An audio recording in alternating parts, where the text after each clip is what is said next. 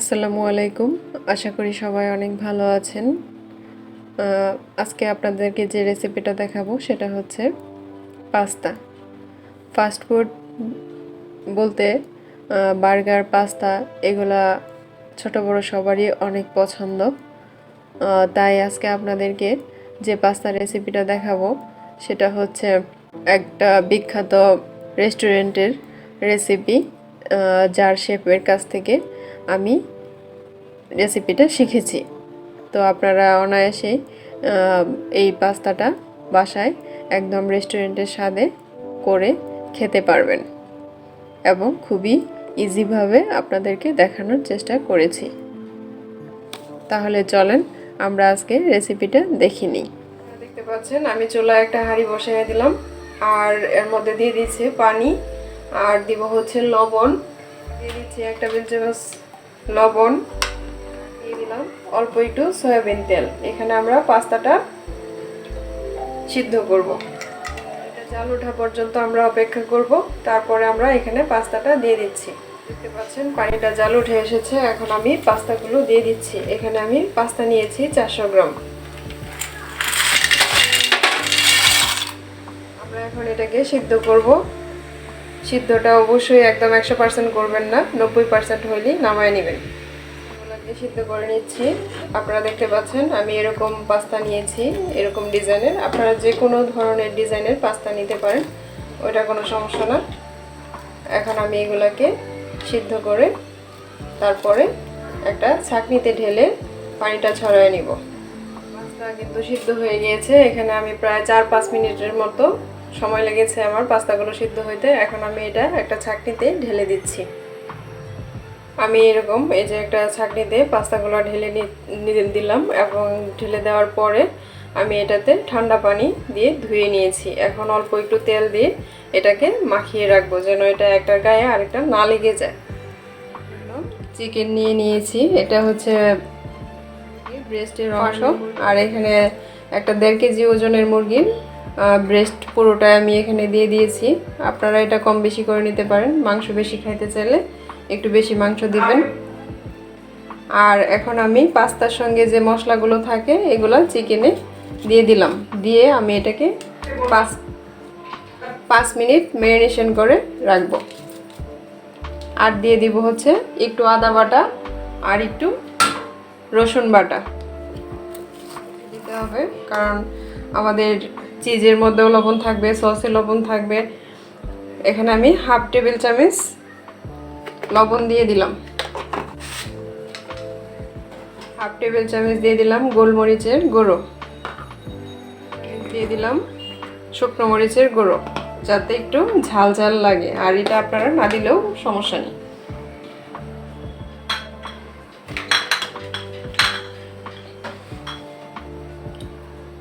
এখন আমি এটাকে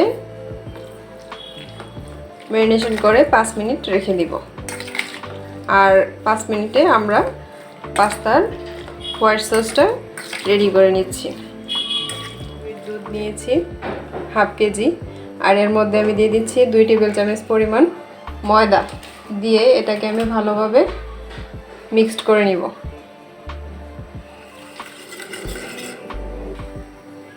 আমি একটা ফ্রাই প্যান বসায় দিলাম। এখন এর মধ্যে আমি দিয়ে দিব এখানে 1 টেবিল চামচ পরিমাণ বাটার আছে। আমি হোয়াইট সসের জন্য বাটারটা দিয়ে দিলাম। চামচ করে দুইটাই, রসুন কুচি এবং আদা কুচি দুইটা আমি 1/2 টেবিল চামচ করে এখানে দিয়ে একটু ভাজবো। পাস্তাটা পুরোটাই করব চুলার মধ্যে, ওভেনে কোনো কাজ নাই পাস্তা রান্না করার, কিন্তু স্বাদের কোনো তারতম্য হবে না।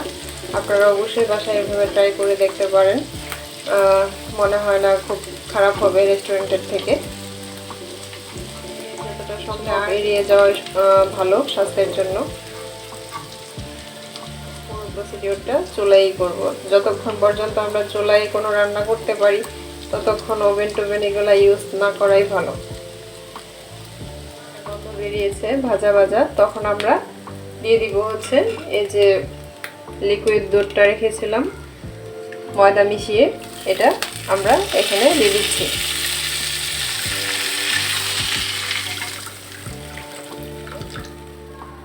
অনবরত নাড়বো, না হলে কিন্তু নিচ দিয়ে লেগে যাবে।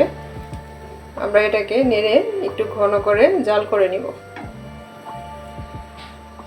আপনারা দেখতে পাচ্ছেন জাল ওঠার সঙ্গে সঙ্গে কিন্তু সসটা ঘন হয়ে আসতেছে। আর এভাবে হোয়াইট সসটা করবেন, তাহলে সসটা অনেক সুন্দর হবে, কোনো দানা দানা থাকবে না, একদম অনেক সুন্দর একটা সস হবে। এখন আমি এর মধ্যে দিয়ে দিব অল্প একটু চিনি। চিনিটা আপনারা অল্পই দিবেন, কারণ আমরা পরে আবার টমেটোর সস এগুলো দিব, তখন চিনি হয়তো বেশি হয়ে যেতে পারে। তাই আমি এখানে 1 টেবিল চামচ পরিমাণ চিনি দিয়ে দিচ্ছি। 1 চা চামচ পরিমাণ গোলমরিচের গুঁড়ো, এটা আমি দিচ্ছি কালো গোলমরিচ। আপনাদের কাছে যদি সাদা গোলমরিচের গুঁড়া থাকে তাহলে ওইটা ইউজ করার চেষ্টা করবেন। এই মুহূর্তে আমার কাছে সাদা গোলমরিচ নাই, তাই আমি কালোটাই দিয়ে দিলাম। বেশি ঘন করবো না, কারণ এটা ঠান্ডা হলে আরো ঘন হয়ে যাবে। মধ্যে দিলে পাস্তাটা জুসি জুসি থাকবে। আমি এই পাশে কড়াইয়ে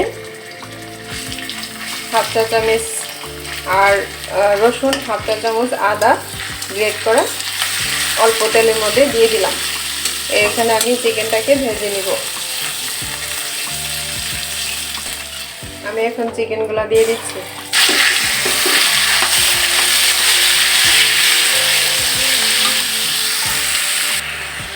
আপনারা দেখতে পাচ্ছেন আমি চিকেনগুলোকে ভেজে নিচ্ছি। খুব বেশি সময় লাগবে না, ব্রেস্টের মাংস অল্পতেই সিদ্ধ হয়ে যায়। আমাদের মাংসগুলো প্রায় হয়ে আসছে। পাস্তা বলেন, বার্গার বলেন, এই ফাস্ট ফুডগুলো আসলে এতটা জনপ্রিয়, সেটা ছোট বড় সবার কাছেই। কিন্তু এগুলো যদি আমরা একটু কষ্ট করে বাসায় তৈরি করে খেতে পারি, তাহলে আমাদের স্বাস্থ্যটাও ভালো থাকলো এবং খাওয়াটাও রেস্টুরেন্টের স্বাদের থেকে কোনো অংশে কিন্তু কম হয় না। আপনারা ট্রাই করলে সেটা বুঝতে পারবেন। এখন অনেক বেশি রেস্টুরেন্টের উপরে নির্ভরশীল, যেটা আসলে খুব ভালো হয় না স্বাস্থ্যের জন্য। বাসায় করে খেতে পারলেই কিন্তু সেটা অনেক বেশি ভালো হয়। এবং সুস্থতা যে কত বড় নিয়ামত, সেটা একমাত্র অসুস্থ ব্যক্তিরাই বলতে পারবেন। তাই আমরা খাবারটা অন্তত যদি বুঝে শুনে নিজের দায়িত্ব নিয়ে খেতে পারি, তাহলে কিন্তু আমরা অনেক রোগ থেকেই বেঁচে যেতে পারি। আমাদের মাংসগুলো হয়ে গিয়েছে, এখন আমরা মাংস নামায় নিব। এখন হোয়াইট সসটা আবার চুলায় বসাই দিলাম, একদম অল্প আছে, লো হিটে চুলার। এখন আমি আস্তে আস্তে সবগুলো দিয়ে দিচ্ছি। এর মধ্যে আমি দিয়ে দিলাম পাস্তা, দিয়ে এগুলাকে একটু নেড়ে চেড়ে মিশিয়ে নিচ্ছি। চিকেন, 1/2 চা চামচ গোলমরিচের গুঁড়া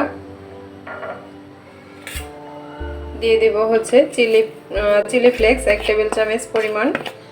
এটা আপনারা কম বেশি করে নিতে পারেন, ঝাল বেশি খাইলে আর একটু দিতে পারেন।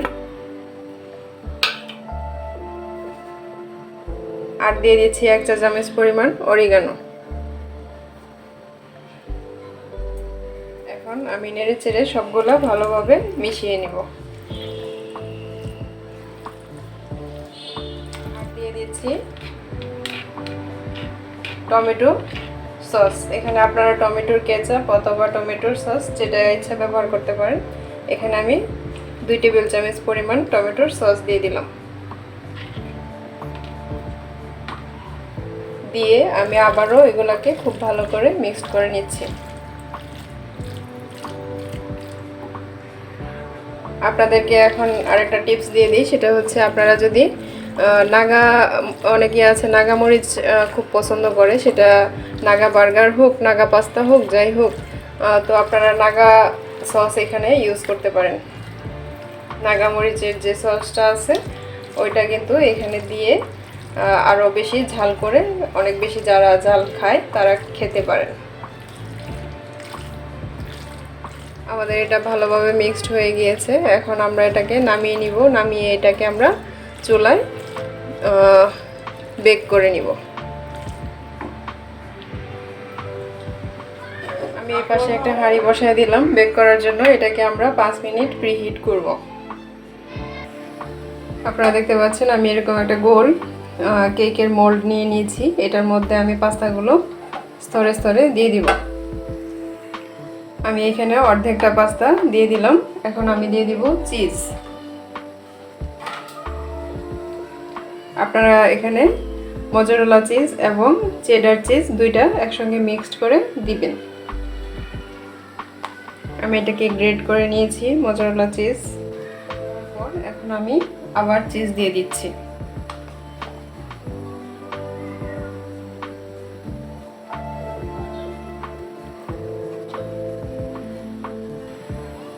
আমাদের হাঁড়িটা প্রিহিট করা হয়ে গিয়েছে। এখন আমি এটা দিয়ে দিব।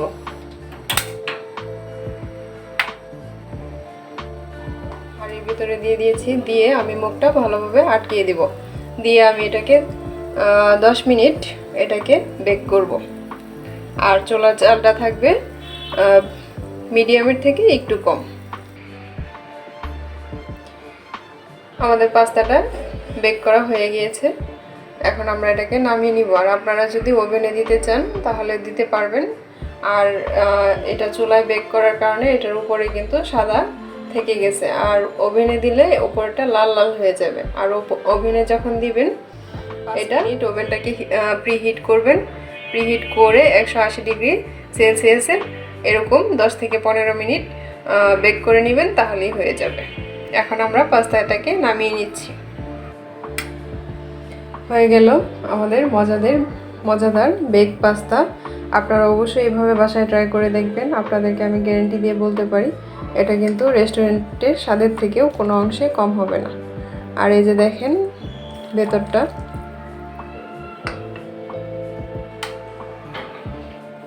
এই যে দেখেন ভেতরটা কত জুসি হয়েছে।